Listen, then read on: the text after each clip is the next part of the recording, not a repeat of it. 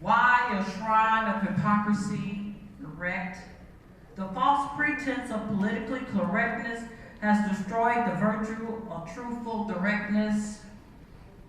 If a fact is a fact, presented as that, why say a person is thin knowing that they are fat?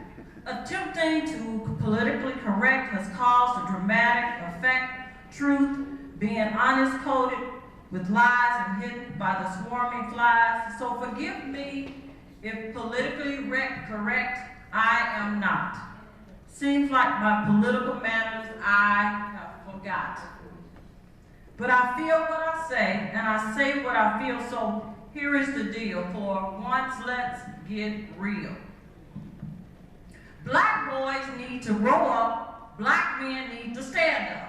Black women need to support their black brothers. Black men need to marry black women instead of mingling with others. Kobe got caught up in the jungle fever trap and almost wound up guilty of a Rick rap. Oprah is paying one hell of a price trying to remain politically correct while realizing the terrible effect the Bush mentality created, never pausing the devil laughs at the havoc he has caused us. Rap singers need to clean up their act, unsign their names from the devil's contract, calling their sisters bitches and hoes. What's up with that? That don't flow. We need to stop buying this stuff. Supply and demand, we demand it if they supply it. Sisters, young sisters, keep your dress down and your pants up. Don't get freaky and spend your charms on every young pup. Please forgive me if I am not being politically correct, but this is the only way we can really connect. We need to start sharing the truth and then shouting it from the roof. Brothers, beautiful young black soldiers, keep your penis in your enclosures. Give our sisters a chance to become women before they begin the drama, and yourself a chance to become men before claiming a baby mama. Give our babies a chance to grow up with a father and a mother instead of a single mama and a missing brother. Not just mother and father in name, but true parents worthy of the claim. I know this is not politically correct, but it's for my people who I want to protect. I stand alone, bold and unafraid, shouting from the highest steeple. My beautiful, beloved brothers and sisters are special people. A called and chosen people who have suffered blood, sweat, and tears in this wilderness of North America now for over 600 years. It is time for us to come out of her as a free and independent nation, as God intended for his children from the beginning of creation. So please forgive me if I am not politically correct. Just pay me no mind and label me a social reject. Thank you.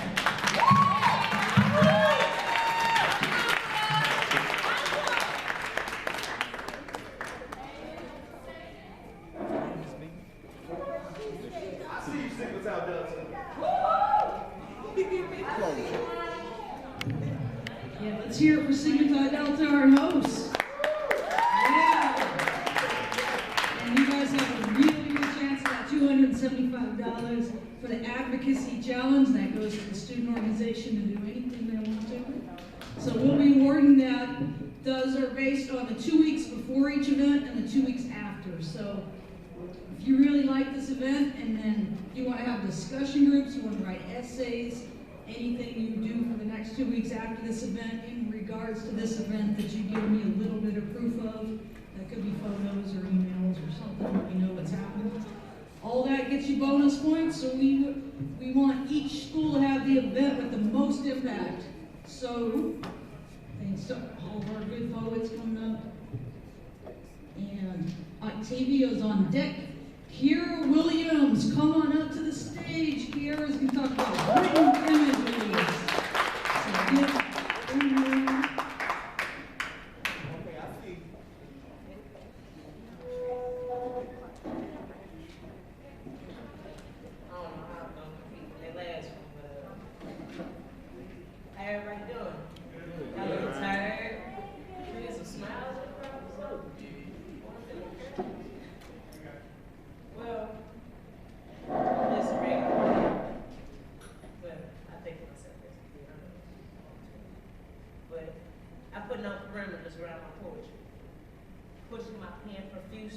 my point is made.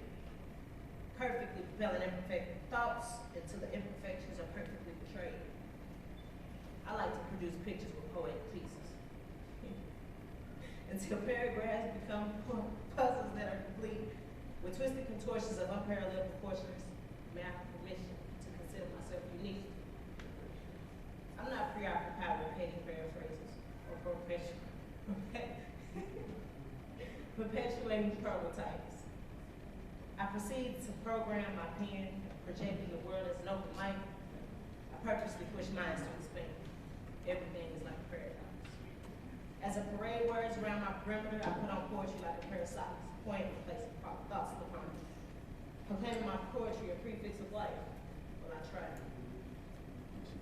Until all the power that I possess, parsing phrases to make them more precise, I even place parables and parentheses and proceed to speak my mind.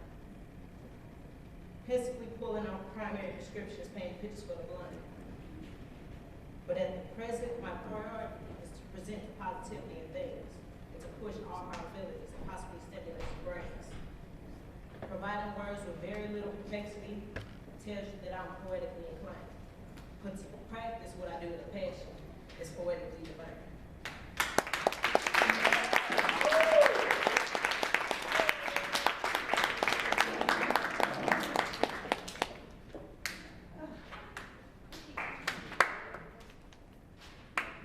Y'all are clapping her all the way across the room. Way to go. That's support. Appreciate you guys being there for each other and sign up on that listening challenge. Jeff Dean's on deck. And coming up to the mic, we want to hear next from Octavia Trice.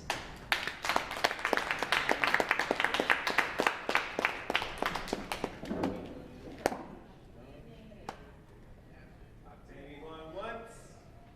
Octavia going twice. So, Hey, celebrate.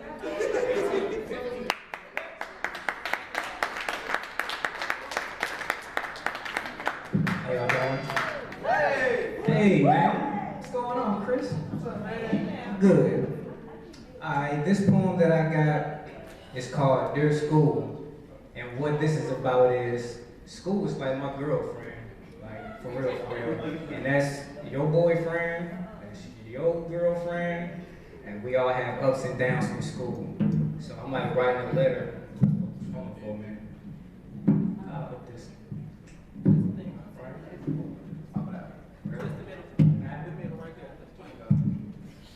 We'll just make it like this.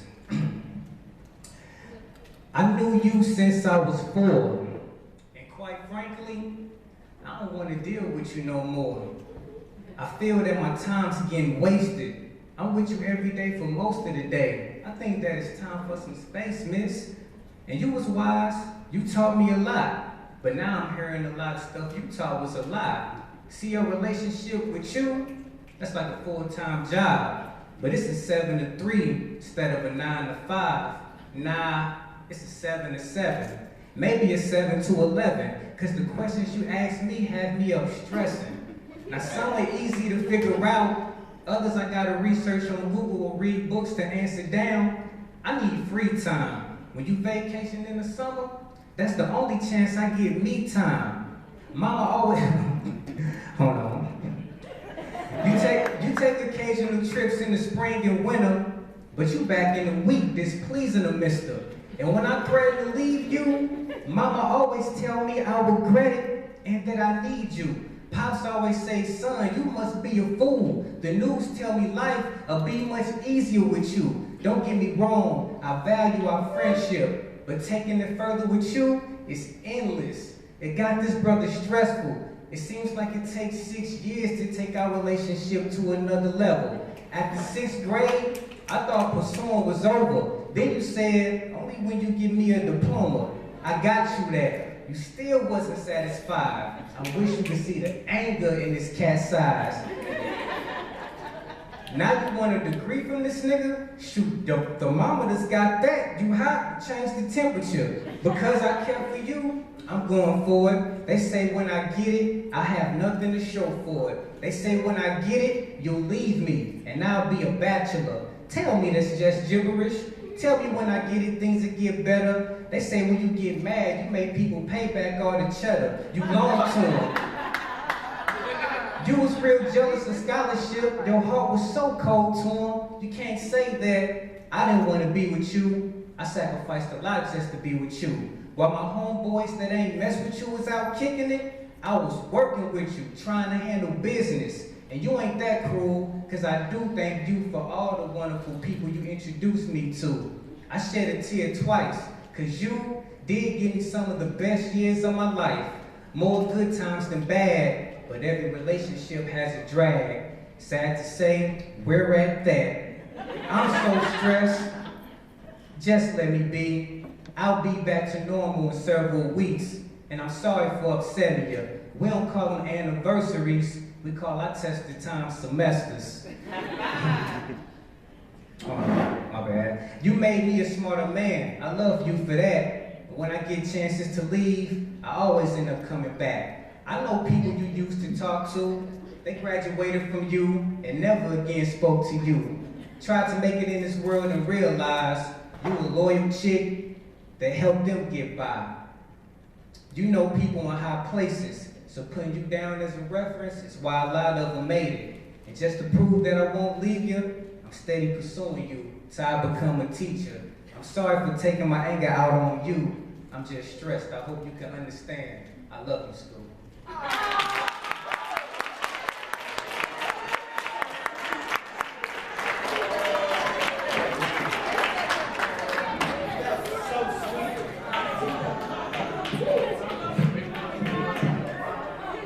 We've been to 21 campuses, 21 events, and I've never yet heard a love poem to the school. But I'll tell you, I think one of the most beautiful campuses is here in this city, University of Missouri St. Louis, and that's where we saw Angela last time.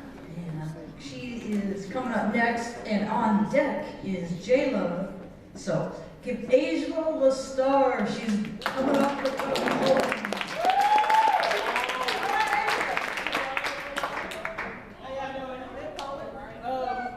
I just came out with a book called Refuge, a Poetic Sanctuary. I'm doing a book signing at Vintage Vinyl tomorrow, 7 o'clock in the Loop.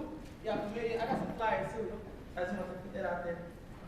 I'm gonna do this piece called It's a Fad. I'm used to grabbing the mic off of here, but I guess I'll just keep it on stage. Trapped within an image I created for myself. Not understanding who I am, so I look at everyone else. I see who's rocking the newest shoes and I choose to be like them. I'm not even from the East Coast, but I gotta rock them Timbs. And represent for a culture that appears to be ever-changing. It's difficult to keep up, but yet I'm always rearranging and identifying with the current. What some may see as a trend, but as long as there's room to house me, I'm always trying to fit in. Today I'm Afrocentric, tomorrow I'm just lost, but the day after I'll have found something no matter what the cost. Cause the media uses images I'm supposed to aspire to. They show me how to wear my hair and they pick my attire too, but if I'm not the average girl in the video, then why is my worth determined by the price of my clothes? And why do I desire to have a famous face? And who said it was about the image anyway? But I be rushing to the store to get the newest outfit. But I'm rushing through the mall and all of the outlets, searching for a blouse to house my insecurities. I gotta find a skirt to hide what hurts and cover with a coat to suppress my hopes and hope that that coat can help me to cope when I'm feeling down and I'm sad and depressed. Or maybe I'll just settle for that $200 dress and compliment that with the best accessories. Give me some jewelry and take the best of me. These fads are affecting me, live and directly. They loving my style, but they ain't respecting me. Subjecting me to what's fashionable. I'm not thinking rational, cause I gotta rep a style that's not only international but expensive. Even if I can't afford it, I'm so fresh and so clean that I gotta sport it. But maybe it's a fashion addict's disorder, and maybe I just need to come to terms with self. Open up my third eye and help me to see being materialistic is bad for my health. As I unravel the layers and I get to the core, I'm cutting on my credit card, resisting the store. How will I not allow myself to be a victim no more? Because it's much more that I was put here for. If I support Sean John, Baby Fat, and the lure, then I'm gonna make sure the inner me is still pure. Because there's nothing wrong with wanting to look the best. But when I put my all in a wardrobe, it only creates stress and makes me feel less than all that I compose. Instead of embracing who I am, I just live through my clothes and pose for the picture. See, the camera never lies. Instead of addressing I'm an addict, I just try to justify why. I gotta blame just cause thirst is nothing but image. is everything. So obey the image. Thank y'all.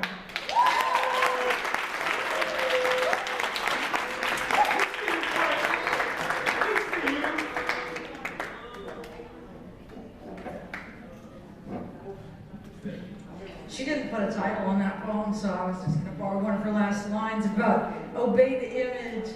And so there's this magazine called Adbusters, and it's this big glossy magazine. And I've always been struck by that contradiction between this glossy, expensive magazine about not buying expensive stuff. So that's just sort of my comment on obeying the image. We have on deck is East Band, and coming up, to the mic. So give him a big welcome, J Love, talking about adversity.